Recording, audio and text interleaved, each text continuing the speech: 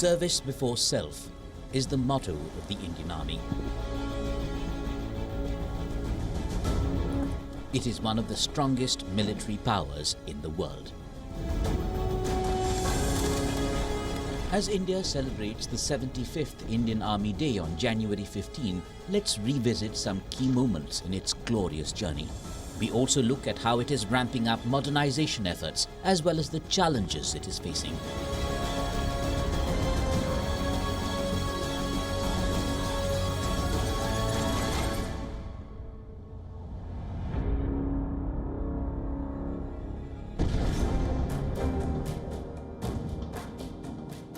We have troops from every corner of the country, and it's the most dependable brand that we have. What the 75 years were they were of glory, but I think the next 25 years are going to be phenomenal. Our men are just superb. It's unbelievable, the kind of things that they face. These men can do what they can. It inspires you. It motivates to put in your best. There are so many operations and so many wars that Army has fought, and there have been achievements galore. And I'm absolutely proud to be part of Army fraternity. The 15th of January 1949, it was the day when Field Marshal Kodandera M. Cariappa, then a Lieutenant General, took over as the first Commander-in-Chief of the Indian Army, from General Francis Roy Butcher, the last British Commander-in-Chief of India. Though the Indian Army was officially established on the 1st of April 1895, the transfer of power took place after 15 months of the country's independence from the British rule. The day is marked every year to pay homage to and remember the brave and selfless soldiers of the Indian Army who gave their lives for the country.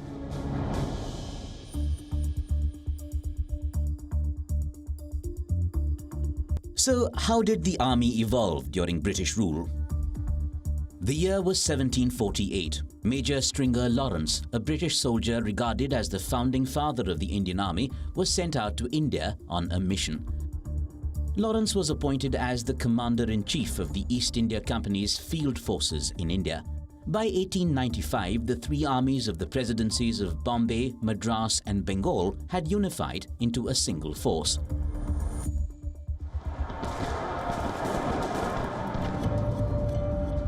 The British Indian Army was a formidable force in maintaining the dominance of the British Empire, not only in India but also across various parts of the world.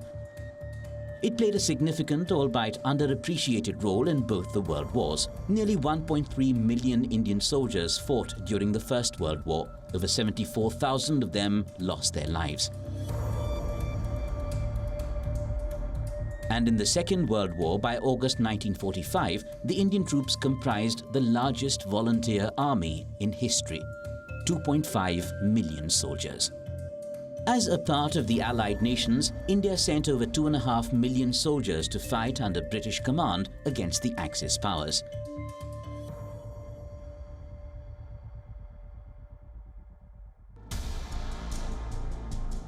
After India gained independence in 1947, the British Indian Army was split into three. While some regiments were transferred to the British Army, the remaining were shared between the newly independent nations, India and Pakistan.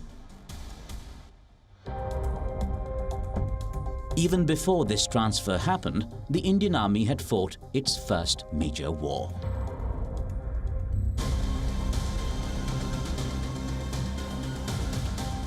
The first war between India and Pakistan was fought in 1947-48. It's also known as the First Kashmir War.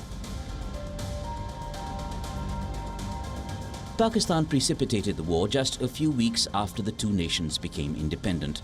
As the name suggests, the bone of contention was the princely state of Jammu and Kashmir. Preempting the possibility of its ruler Maharaja Hari Singh joining India, Pakistan launched Operation Gulmarg.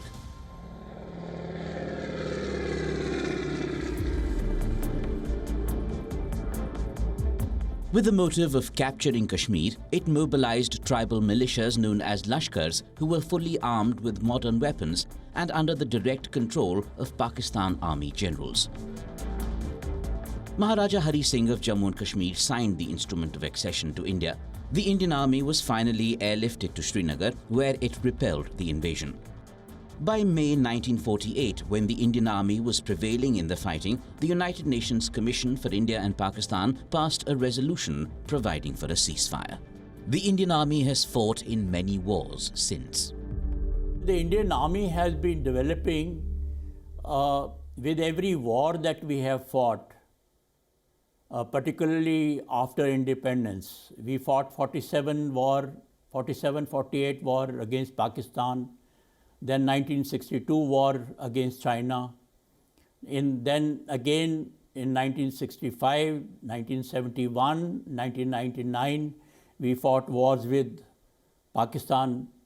We have been employed in the internal security duties right from the birth of this country, and we have been helping the civil administration and the civil police in internal security duties. In 1959, a full-scale uprising broke out in Tibet's capital, Lhasa. By the time China crushed the uprising, thousands of Tibetans were dead. The Dalai Lama, his ministers, and tens of thousands of others fled to India, where he was granted asylum. China used the incident as a pretext to start the Sino-Indian War of 1962. After several border skirmishes along the Indo-China border, on the 20th of October 1962, China's People's Liberation Army invaded the disputed border territory in Ladakh. It saw a month-long standoff between 10,000 to 20,000 Indian troops and 80,000 Chinese troops. The war ended after China declared a ceasefire. It was a wake-up call for the Indian Army. There has been a lot of development all along, particularly along the technological development that have taken place. We have also absorbed so much of technology. I would say two major points that have transformed the Indian Army. One was soon after 1962 war, where unfortunately we suffered defeat, but thereafter we woke up and we got the weapons, equipment, and the strength that we needed for the country.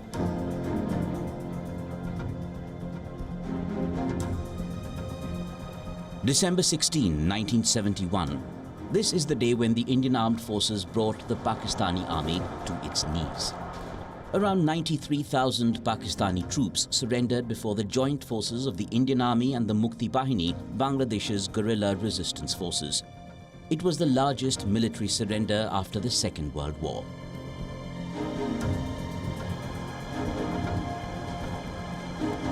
The Indian military's thumping wins on land, sea and air crushed Pakistan, which lost half of its country.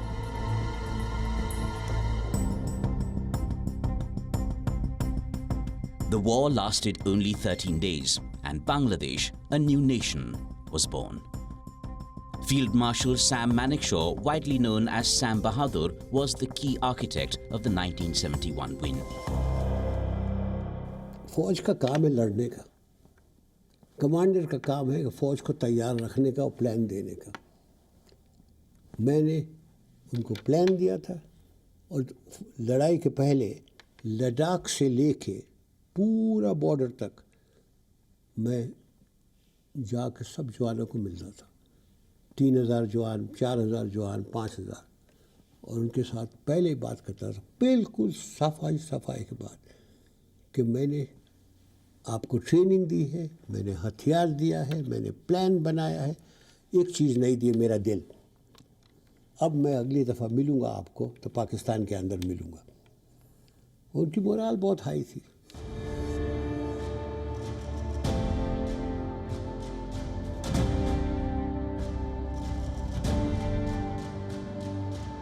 Can you imagine troops serving at around 18,000 feet and higher in temperatures which are minus 50 degrees, blizzardous weather, with almost over 100 kilometers an hour wind speeds that are there. You can't eat properly, you can't sleep there, you have loss of memory, difficult to breathe, difficult to walk, and you can't touch anything with your bare hands. This is the highest battleground in the world. The Siachen Glacier is located in the East Karakoram Range in the Himalayas. It has been crucial to India's territorial security, especially since 1984. In early 1981, ace mountaineer Colonel Narendra Bull Kumar detected Pakistan's aggression in the region. Pakistan had been making certain cartographic changes to the ceasefire line. Based mainly on his reconnaissance reports, the Indian Army dispatched troops to Siachen. Indian soldiers secured the key passes of Bilafondla, Siala and Gyeongla. Soon the whole glacier was secured in an operation christened Meghdut. Lieutenant General, then Captain Sanjay Kulkarni of Fort Kumaon, was the first Indian soldier to land atop Bilafondla by a helicopter. Had we not occupied it, we would have had both Pakistan and China shaking hands without we knowing. Because whichever way we might intend doing surveillance over the glacier, it's very difficult because most of the time the weather is bad, foggy, misty, so you will really not get to know what's going on there. And through the Shaksgam Valley, to the Kunjara Pass, Chinese made the Karakoram Highway. Now it's part of the China-Pakistan economic corridor. So you find a lot of activities that have taken place. The Siachen Glacier is also the world's costliest and coldest battleground. India continues to deploy around 3,000 soldiers at any given time on the glacier.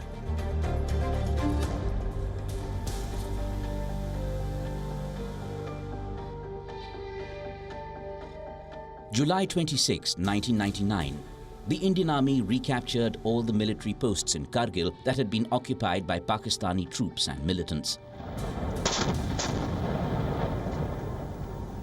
Indian soldiers secured a victory after a 3-month conflict that led to loss of lives on both sides. A covert military operation hatched by Pakistan's then Chief of Army Staff, General Parvez Musharraf, flared into a war. The bitter fighting took place in harsh terrain, 16,400 feet above sea level. The military credit I would give more to our young officers and the Jawans. They fought extremely well, in fact outstanding. Wherever I have gone abroad, people have wondered how they managed to perform so well. It was a great achievement on their side. We made a lot of sacrifices, but again, the determined military actions that helped us to achieve those victories against the Pakistanis. And again, I would say it was my privilege to be commanding those troops at that time.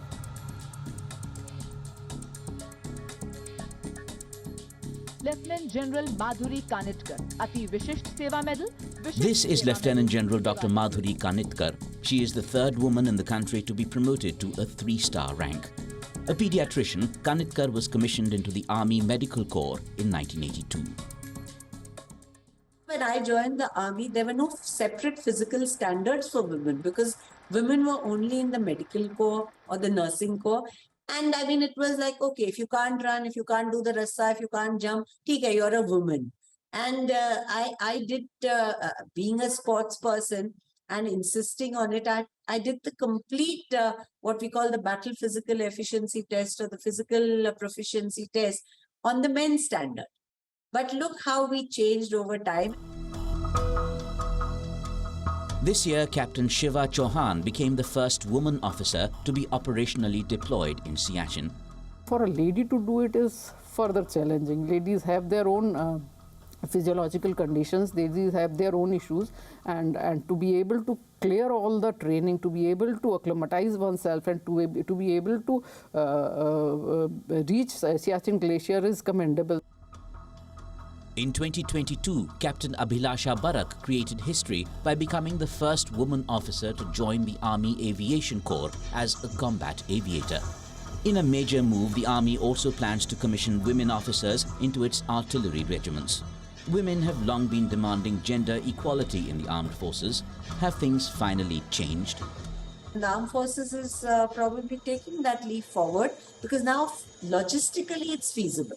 And the second aspect that is helping is the change in that is coming out in the society. Society is also accepting more liberal views for women. Tactical changes are likely to come in. The war zone is likely to change. The battleground is likely to change. And brain is going to be as important as brawn. So if you see that, then there is no gender difference. So that is going to open up more and more scope for women in tactical situations. They're going to be able to handle those extremely well. Another area where the Indian Army has also come a long way is this. In September, Indian Prime Minister Narendra Modi handed over the indigenously designed Arjun main battle tank Mk1A to the Indian Army. This tank has been developed and manufactured by the Defence Research and Development Organisation, or DRDO. With a focus on indigenous design and development, the Indian Army has plans to procure rough terrain forklift trucks, RTFLTS, bridge-laying tanks, BLTS, wheeled armoured fighting vehicles, WHAFVS, with tank-guided missiles, ATGMS, and weapon locating radars, WLRS, from domestic sources. The very fact that the army stands for Naam, Namak, Nishan, the commitment has always been there. The dedication has always been there. But as you see over a period of time, the modernization, I would look at it that way, the lethality part of the thing that we are really concerned in modernization. The 1.3 million strong force is witnessing a rapid modernization. Soon, artificial intelligence and cyber technologies will augment the existing traditional combat platforms. Any growth is always, there's a slow this thing and then it becomes exponential. But we as a nation are now at the cusp. We have reached that stage where we are ready for exponential and disruptive changes. And I think just the way the nation is seeing so much of Atmanirbharta, there's so much of digital health and all these, this is going to, definitely the armed forces is very much part of the nation. And these changes are going to rapidly, I see them coming into the armed forces.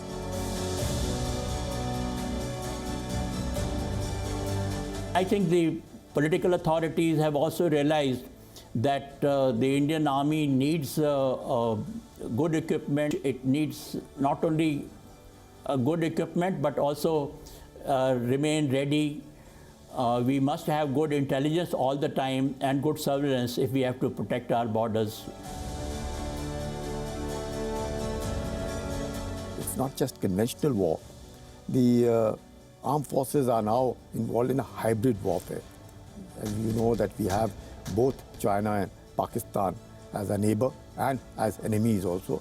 And therefore, the commitment of each one of us to ensure that neither of the countries have an edge over us. In that context, if you look at it, there has been a tremendous amount of improvement, be it in the field of conventional warfare, be it in the field of cyber warfare, or be it in space, artificial intelligence, surveillance, intelligence gathering, everything. Because all of it is required. The enemy is not going to really focus only on the conventional part because there is adequate deterrence that we have to do. The Indian Army is already highly combat experienced. The country's hostile borders mean the Army needs to be always prepared to fight. And with the right technologies in their arsenal, the Indian Army is also future ready.